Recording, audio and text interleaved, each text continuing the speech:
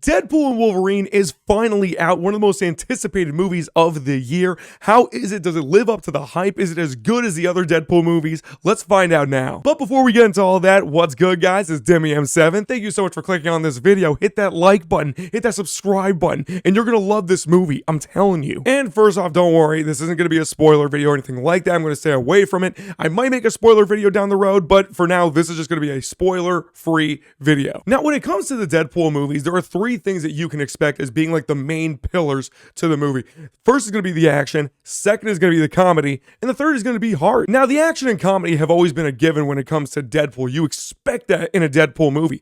But these Deadpool films, the first two, have had a surprising amount of heart in it. And I can happily say that all three of those pillars are here in Deadpool and Wolverine as well. The biggest strength of this movie has to be the chemistry between Deadpool and Wolverine, Ryan Reynolds and Hugh Jackman. I mean, they are just magnetic together on screen. These are two of some of the best casting choices for comic book movies ever, and they just work so well together. They're hilarious. I don't think there's a spoiler by any means. They fight each other a lot in this movie, and there are some genuinely great action scenes. As far as the story itself, without going too much into it, it's essentially a story about finding purpose or being happy with where you are in life, finding ways to make yourself a better person or to be the person that you were always meant to be. You see that theme with both Deadpool and Wolverine in their own personal stories and lives. But of course, this is the introduction of having Deadpool within the MCU. This is made by Marvel Studios after they acquired 20th Century Fox, all that kind of good stuff. You know what it is. And one of the best parts about this movie is just the fact that they're not afraid to poke fun at Marvel and the MCU. There are plenty of jokes in this movie that really just kind of sticks it to Marvel and their sort of game plan,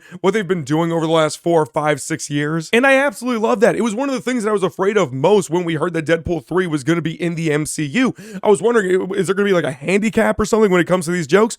Nope, not at all. Another thing that we knew that we were getting with this movie was going to be cameos, and don't worry, I'm not going to spoil a single one, but there are a lot. A lot of them were extremely unexpected. Like, I was genuinely shocked at some of the people that you see. But there are also some cameos that have been spoiled by trailers, and I'm just wondering why. I think that some of the introductions to some of these cameos could have been so much stronger if they were just kept under wraps completely. And also, as of the making of this video, Ryan Reynolds, for some reason, introduced the cameos at SDCC earlier today or last night, whichever one it was. So if you want to avoid the spoilers completely, or avoid the cameos, I should say, completely, do not watch that clip. But yeah, really good cameos overall. Really does help the story a little bit, and I'll get to that in a second. If you guys were excited to see some of the crew from the previous Deadpool movies, you're going to be a little bit disappointed because you really don't see much of them at all. This movie really is Deadpool and Wolverine just going through different places, trying to get a certain thing. And that is where Deadpool and Wolverine kind of falls a little bit short to me in comparison to the previous movies.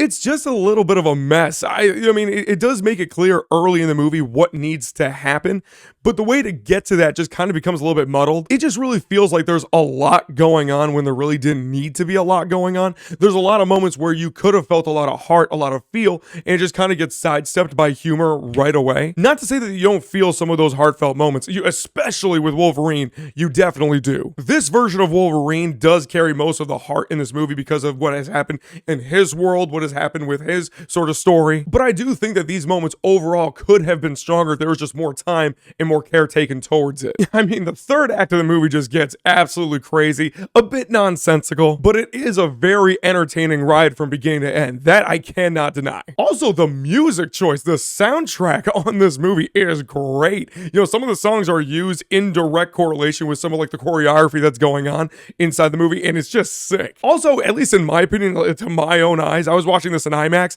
The movie did not look as bad as some of the trailers made it out to be. I don't know, maybe they just had some more time to really, kind of fix up and clean up some of the stuff. But yeah, if you were worried that the movie was going to look bad or like the color grading wasn't going to look very good, I think it actually does look pretty good overall. Now, is this one of the best Marvel movies ever made? Is this one of the best MCU movies ever made? No, not really. Is this the best Deadpool movie?